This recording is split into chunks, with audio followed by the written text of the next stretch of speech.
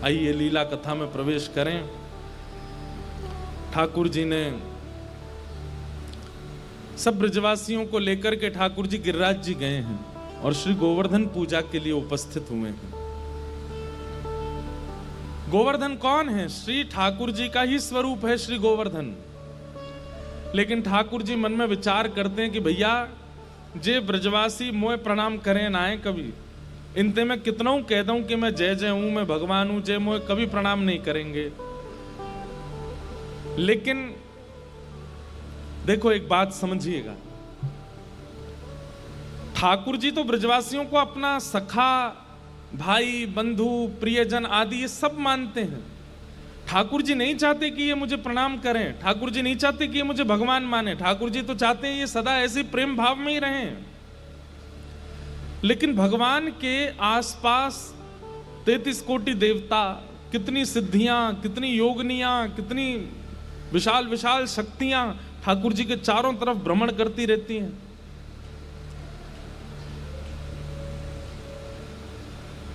जिसको हम ये कहते हैं कि प्रोटोकॉल ठाकुर जी का, वो तो चारों तरफ रहता ही है।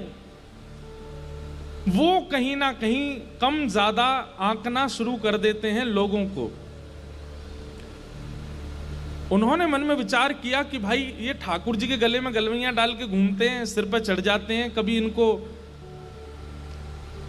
गैया की तरह बैठा देते हैं, स्वयं इनके ऊपर चढ़ जाते हैं। अरे ये तो परमात्मा है, इनको प्रणाम करना चाहिए। तब ठाकुर जी ने विचार किया कि ये मेरे आसपास रहने वाले देवी देवता आदि आदि ये जो भी शक्तियां हैं, ये तो भगवान के साथ रहती ही हैं।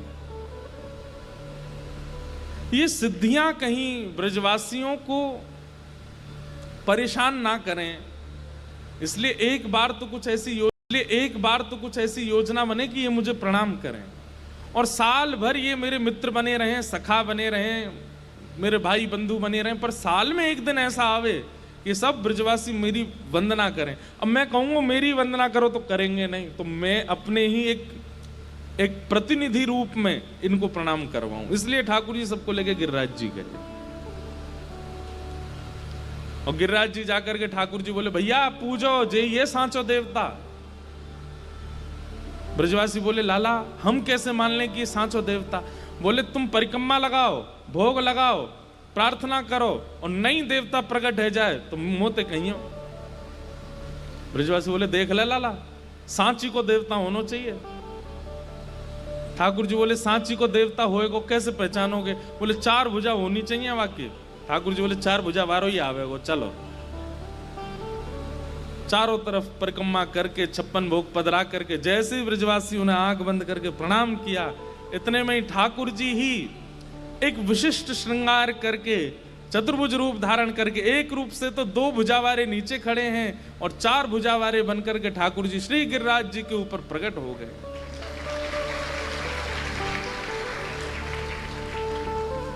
आहा, सब ब्रजवासी बोल गिरिराज धारण की।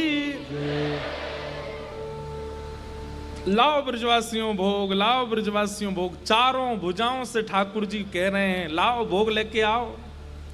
सब ब्रजवासी बोले वाह रे कन्हैया, वाह इंद्र की पूजा करते करते बूढ़े है गए हम, कभी दर्शन नहीं दियो माने। ये तेरो सांचो देवता देख नेक एक परिक्रमा में प्रकट है गो। ठाकुर जी बोले अब देरी मत करो, जल्दी जल्दी जाओ, अपनी अपनी सामग्री पधराओ। सब ब्रजवासी जा रहे हैं अपनी अपनी सामग्री ले ले करके। मुझे ये पद ये भी बहुत प्रिय है। अब मैं तो कोई ऐसे पद है ही नहीं जो मुझे अच्छे नहीं लगते। एक बहुत अच्छा पद है। उस पद की भावना ऐसी है, श्री गिरिराज जी के ऊपर 4 भुजा धारण करके गोवर्धन नाथ जी प्रकट हुए हैं। स्वयं कृष्ण ही गोवर्धन बन के प्रकट हुए हैं और यहां नीचे से पूजा की थाली लेके, आरती लेके, पुष्प लेके, अक्षत लेके, चंदन लेके 2 भुजावारे श्री कृष्ण ऊपर जा रहे हैं और 4 भुजावारे उनको देख करके हंस रहे हैं। बोले अच्छा लाला तू आयो है। अपने रूप से ही कह रहे, ठाकुर जी कह रहे हम मैं आया हूं, सबरे भोरे बारे ब्रजवासी इन पर कृपा करियो। आप अपने आप से ही बात कर रहे हैं ठाकुर जी। नंद बाबा आदि सब कह रहे हैं लाला ये तो जान है। ठाकुर जी कह रहे हैं हाँ यही गैया चरावे आऊं ना तुम कभी कभी मिल जाए, हमारी एक मित्रता है। बोले अच्छा लाला तेरो देवता मित्र है? बोले अम्बे। ठाकुर जी कह रहे हैं एक पूजन कर दूं आपको? तो 4 भुजा वाले ठाकुर जी नीचे बैठ गए हैं और 4 भुजा वाले ठाकुर जी बैठ कर लाओ करो पूजन। और श्री ठाकुर जी अपने हाथ में अक्षत लेकर के लगा रहे हैं, चंदन लगा रहे हैं। यशोदा मैया जो सामग्री बना करके लाई है, छोटे से कन्हैया अपने हाथन से पवा रहे हैं, 4 भुजा वाले पा रहे हैं। ठाकुर जी कह रहे हैं पूरा पानो पड़ेगा। 4 भुजा वाले नहीं आधो पाऊं आधो तुम पाओ। और ये लीला देख करके दूर खड़ी खड़ी किशोरी जी मंद मंद मुस्कुरा रही हैं और नेत्रों से आंसू गिर रही हैं। सब ब्रजवासी अपने अपने घर की सामग्री लेकर के जा रहे हैं, गिरिराज जी का पूजन कर रहे हैं, पवा रहे हैं। सब ब्रजवासी आज बड़े प्रसन्न हैं क्योंकि आज साक्षात परमात्मा के दर्शन हो गए हैं और सब लाला की बलैया ले रहे हैं। बोले भैया लाला तेने बड़ी कृपा कर दी, जो जीवित अवस्था में तेने भगवान के दर्शन कराई दिए। मधुमंगल श्रीदामा बोले लाला एक बात बताएगा? बोले कहा जे गोवर्धन नाथ देखने में बिल्कुल तेरे जैसो लग रहा है। लाला देख तेरो मुकुट ने एक छोटा या को ने एक बड़ो है, तेरे कुंडल ने एक छोटे या के ने एक बड़े, तेरी माला 2-3 है या की 5-7 है और बस तेरी 2 भुजाएं या की 4 भुजाएं, इतना ही अंतर है और कोई ज्यादा अंतर ना है। सब ब्रजवासी अपने अपने घर की सामग्री लेकर के जा रहे हैं, गिरिराज जी का पूजन कर रहे हैं, पवा रहे हैं। सब ब्रजवासी आज बड़े प्रसन्न हैं क्योंकि आज साक्षात परमात्मा के दर्शन हो गए हैं और सब लाला की बलैया ले रहे हैं। बोले भैया लाला तेने बड़ी कृपा कर दी, जो जीवित अवस्था में तेने भगवान के दर्शन कराई दिए। मधुमंगल श्रीदामा बोले लाला एक बात बताएगा? बोले कहा जे गोवर्धन नाथ देखने में बिल्कुल तेरे जैसो लग रहा है। लाला देख तेरो मुकुट ने एक छोटा या को ने एक बड़ो है, तेरे कुंडल ने एक छोटे या के ने एक बड़े, तेरी माला 2-3 है या की 5-7 है और बस तेरी 2 भुजाएं या की 4 भुजाएं, इतना ही अंतर है और कोई ज्यादा अंतर ना है। अरे लाला तेरो चेहरा या देवता काय को मिले? ठाकुर जी बोले अरे तू ना जाने, मैं गैया चरावे आऊं यहीं पे, तो जा गैया को दूध में पीऊं वही को जी गोवर्धन नाथ पीवे, या हमारे हम दोनों उनको चेहरा एक जैसो है, एक ही गैया को दूध पी में हम दोनों। श्री राम बोले चल बात बना रहा हो, एक गैया को दूध पीवे तो कोई मोह मिले? ठाकुर जी बोले अच्छा तेरा और तेरी बहन को मोह ना मिले? बोले मेरी बहन के मोह मिलवे तो यहां का संबंध? बोले भैया एक ही मैया को 2 बालक दूध पी में, एक ही मैया के जाए 2 बालक दूध पी में तो चेहरा मिले उनको। ऐसी गैया को दूध पीवे तो मेरा और इनको, एक ही गैया को दूध पी में तो चेहरा मिल गो। श्री दामा बोलो हम बे लाला बात तो तेने ठीक करी है बिल्कुल, जे काम तो मैंने तो सोची ही ना जे बात। कितने भोले हैं ब्रजवासी। ठाकुर जी कोई ज्ञान का प्रयोग नहीं करते हैं, सामान्य बात कह देते हैं, ब्रजवासी मान लेते हैं। ये एक वैष्णव का स्वरूप होता है, ठाकुर जी पर प्रश्न चिन्ह नहीं बार बार।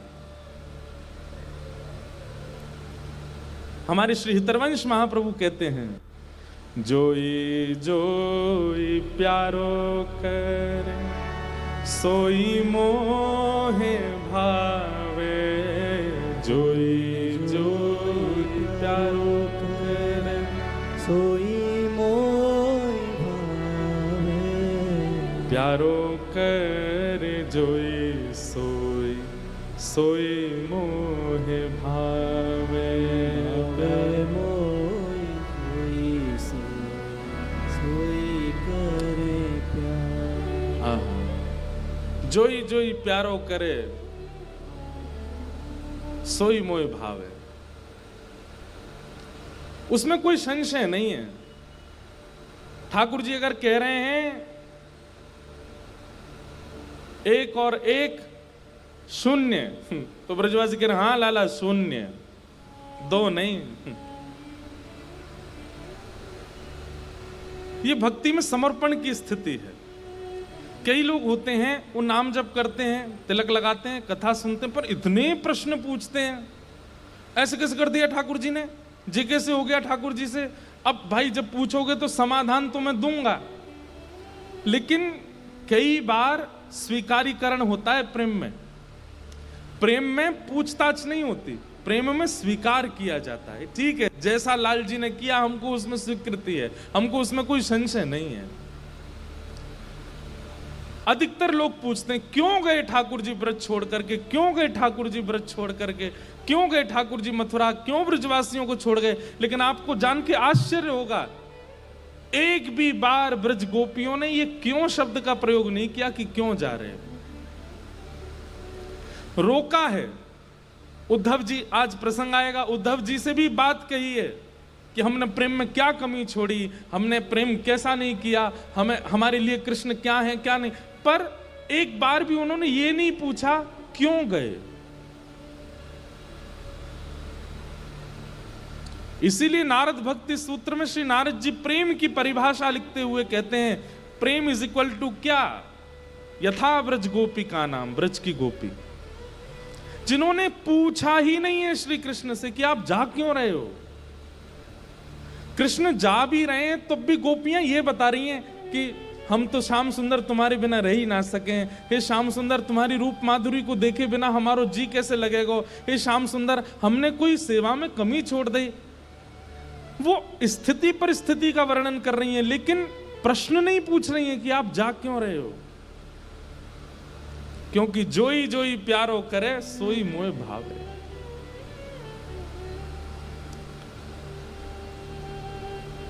श्री दामा ने स्वीकार कर लिया कि एक ही गैया को दूध पी में, यही मारे दोनों को चेहरा मिल लो है।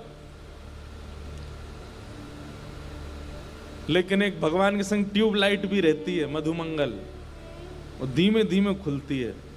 मधुमंगल बोलो लाला एक बात बता। बोले कहा। बोले गैया को दूध मैंने पियो। बोले हाँ, और वही गैया को दूध बछड़ा ने पियो, फिर हम दोनों को चेहरा क्यों ना मिले।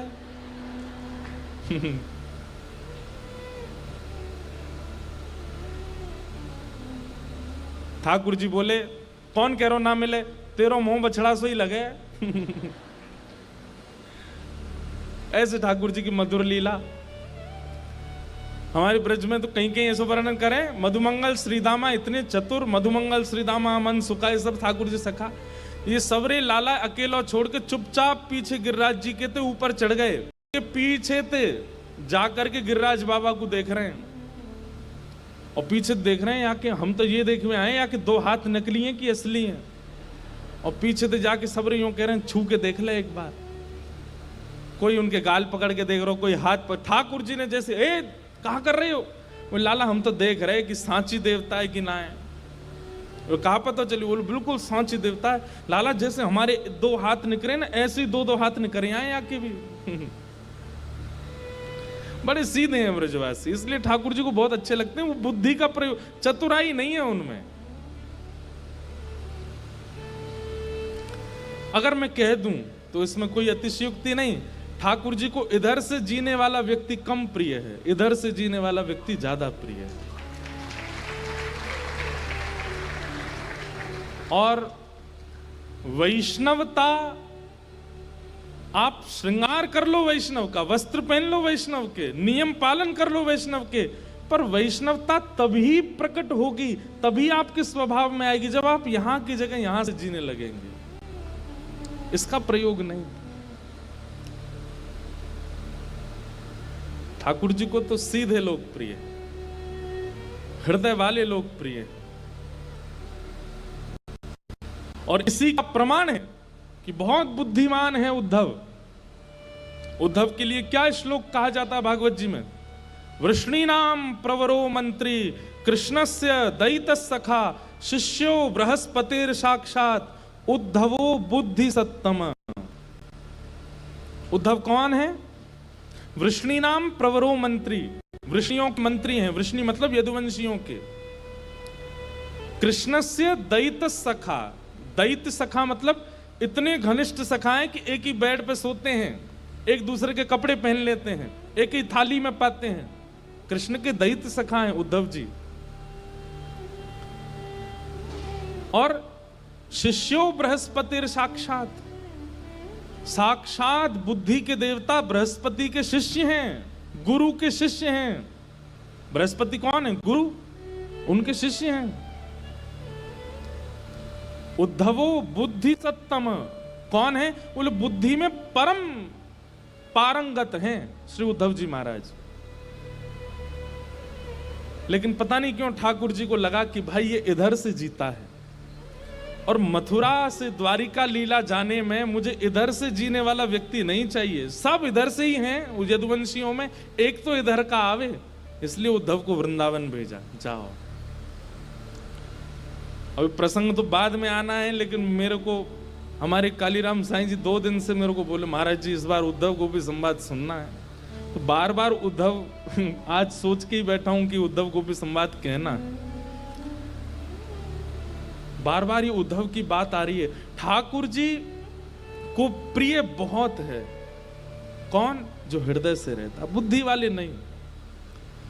एक बात और कह दें, बुद्धिमान लोगों को ठाकुर जी ने संसार के लिए बनाया कि इनकी वजह से संसार चलेगा। बुद्धिमान होंगे तो इकोनॉमी डेवलप होगी, बुद्धिमान होंगे तो देश आगे बढ़ेगा, बुद्धिमान होंगे तो नई नई टेक्नोलॉजीज आएंगी, बुद्धिमान होंगे तो माया और अपना जाल बिठा पाएगी। लेकिन भक्तिमान होने के लिए तो हृदय का होना आवश्यक है। ऐसा कह दूं तो कोई अतिशयोक्ति नहीं कि बुद्धिमान माया का पोषण करते हैं, वो भी ठाकुर जी की, उसका भी आवश्यकता है। और हृदयवान भक्ति का पोषण करते हैं। इसलिए ठाकुर जी को यदि प्रेम लक्षणा भक्ति से प्राप्त करना है तो हृदयवान बनिए, सीधे बन जाओ, ज्यादा चतुराई नहीं। ठाकुर जी खींच के लाए मधुमंगल सीता में, तू जाने ना देवता है, इनको छुवे के काजे वेद वेदांत आदि सबन को पाठ करना पड़े, और तू बिना बिना हाथ धोए छू रहा होने जाके।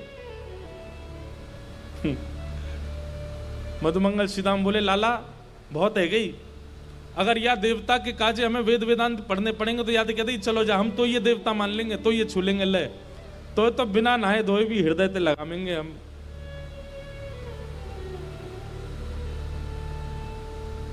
ब्रजवासियों का प्रेम बड़ा अटूट है, बड़े प्रसन्न है आज सब ब्रजवासी। इतने में ही इंद्र को पता चल गया कि मेरी सेवा पूजा बंद हो गई, तो इंद्र ने मेघमालाओं को आज्ञा कर दी, जाकर के ब्रज पर इतनी वर्षा करो कि सब ब्रजवासी डूब जाएं। गड़गड़ करके बादल गरजने लगे और मूसलाधार बारिश जैसी प्रारंभ हुई। इंद्र की पूजा मत करो, देखो इंद्र नाराज है गो। अरे लाला तू 7 बरस को, और तेरी बात मान करके ये 70 बरस के सवरेन ने तेरी बात मान करके ये हम इंद्र की पूजा बंद कर दी, वही को नतीजा है रोज।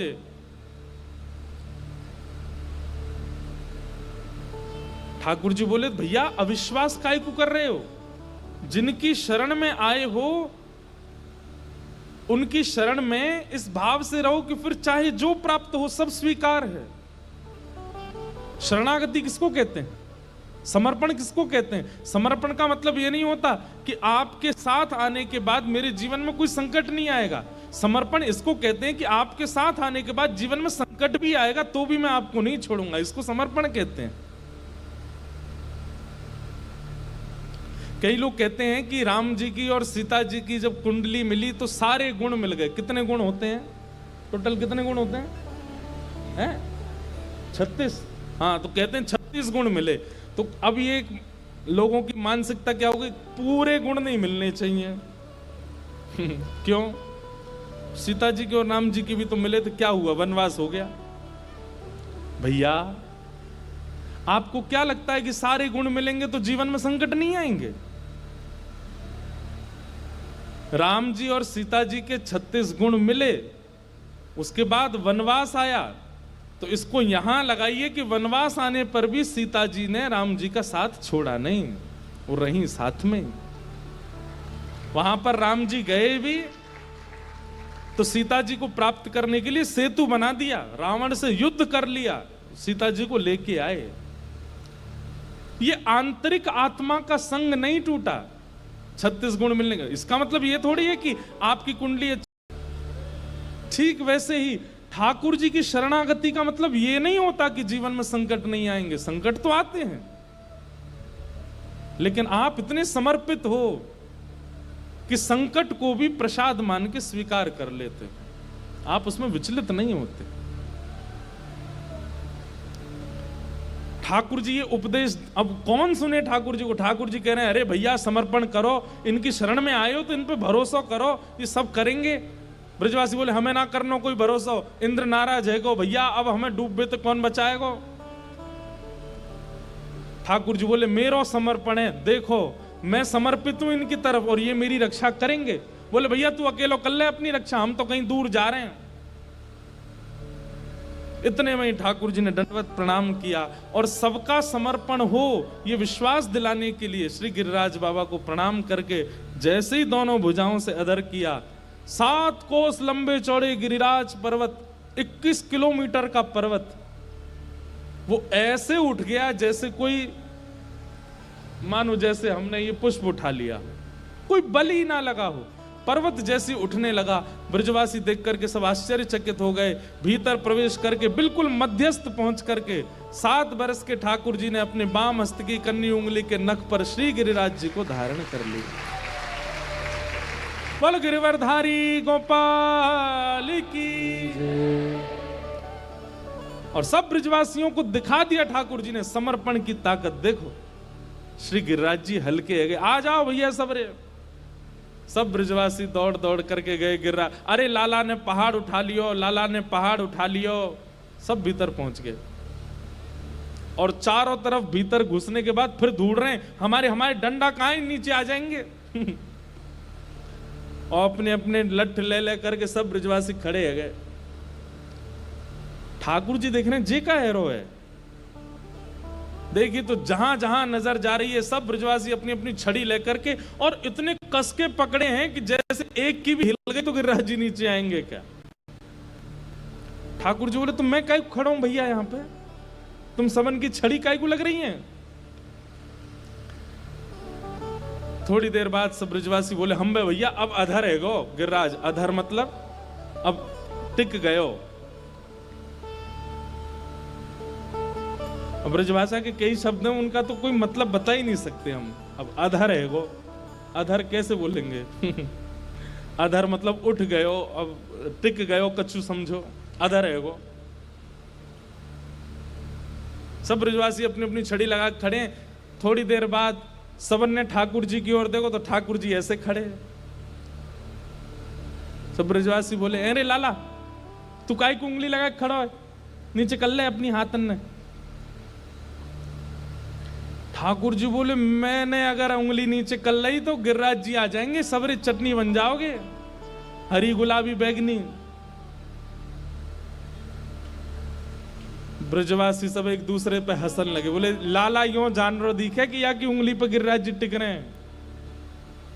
अरे लाला सांची पूछे तो ये हमारे बांस के लट्ठान पे गिरिराज जी टिके हुए हैं। ठाकुर जी बोले तुम्हारे बांस पे जी टिक रहे हैं। बोले हम बे 21 किलोमीटर लंबा चौड़ा पर्वत तुम्हारे बांस पे टिक रहा है और ना तो का तेरी उंगली पे टिक रहा है जे। चल नीचे कर ले अपनी उंगली है। ठाकुर जी बोले धन्य है भैया, ठीक है भैया संभालो मैं नीचे करूं। जैसे ठाकुर जी ने नेक उंगली नीचे करी महाराज, विशाल पर्वत हिलने लगा, गड़गड़ करके नीचे आने लगा। चट चट चट सबकी छड़ियां टूटने लगी। त्राहिमाम चिल्लाने लगे सब ब्रजवासी, अरे लाला संभाल संभाल संभाल। ठाकुर जी ने फिर से अपनी उंगली जब टेकी सो गिरिराज जी फिर से अधर है गए। अब तो दूर दूर तक सब ब्रजवासी इनकी छड़ी टूटी पड़ी है। अपनी टूटी टूटी छड़ी ने सब ब्रजवासी देख रहे हैं। बोले लाला जी सांची में तेरी उंगली पे टिक रहे हैं। अब ठाकुर जी ने एक अदा में बोल रहे हैं हम बे मेरी उंगली पर टिक रहे हैं। ब्रजवासी बोले लाला इतना बड़ा पर्वत तेने कैसे उठाई लियो अपनी उंगली पे। ठाकुर जी बोले हम जय जय हैं, या हमारे उठा लियो। भैया इस प्रसंग ने हमको जय जय बना दिया सब जगह। अब तो जहां जाते सब जय जय ही बोलते हैं। भैया जय जय ठाकुर जी हैं, लेकिन ठीक है आप लोग बोल देते हो। ठाकुर जी बोले हम जय जय हैं। ब्रजवासी बोले कहा कही लालते ने, दोबारा बोलियो ने, कौन है तू? ठाकुर जी बोले हम जय जय हैं। ठाकुर जी बोले हम जय जय हैं। और जैसे कि जय जय हैं, सब ब्रजवासी आकर के अपने अपने सिर पर फेंटा बांध के, अरे लाला ऐसा कौन सा काम कियो तेने जो तू जय जय? ठाकुर जी बोले मैंने कहा ना कियो अभी तक। पूतना मारी, अघासुर मारो, धेनुकासुर मारो, कालियाना को भगा दियो, सब राक्षस मारे मैंने, तृणावर्त मारो, सक्टासुर मारो, और आज देखो ब्रज पर संकट आयो तो मैंने गिरिराज जी उठा लिए। कोई सामान्य बालक कर सके इतने कामन ने? मैंने 7 वर्ष की आयु में जो सब कर दिए, या हमारे में जय जय हूं। ए चल मधुमंगल आजा प्रणाम कर।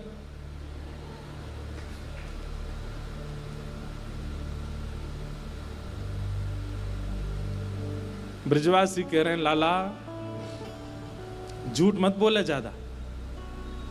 ठाकुर जी बोले कहा झूठ बोल रहा हूं मैं? बोले तू झूठ बोल रहा, तेने मारी पूतना। बोले और कौन ने मारी फिर, वो बता दे। ब्रजवासी बोले लाला देख, कोई भी तीर्थ में जावे के काजे पुण्य की जरूरत होवे, और कोई अगर बिना पुण्य के तीर्थ पहुंच जावे तो पुण्य क्षीण हेती बाकी मृत्यु है जाए।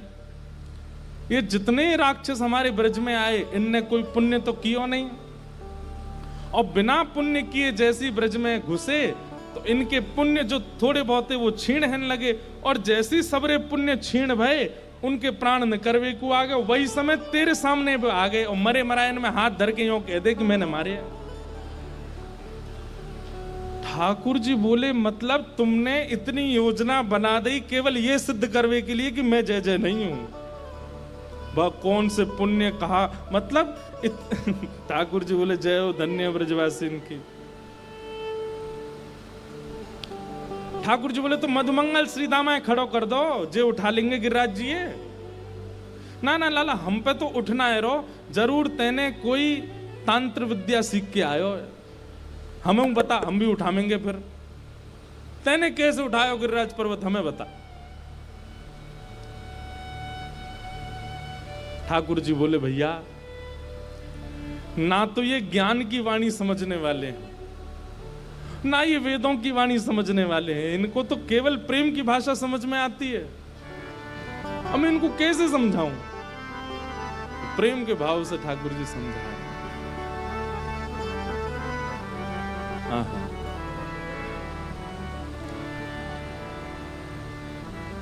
कछु माखन को बल बढ़ो, कछु गोपन करी सहाय, श्री राधे जू की कृपा सो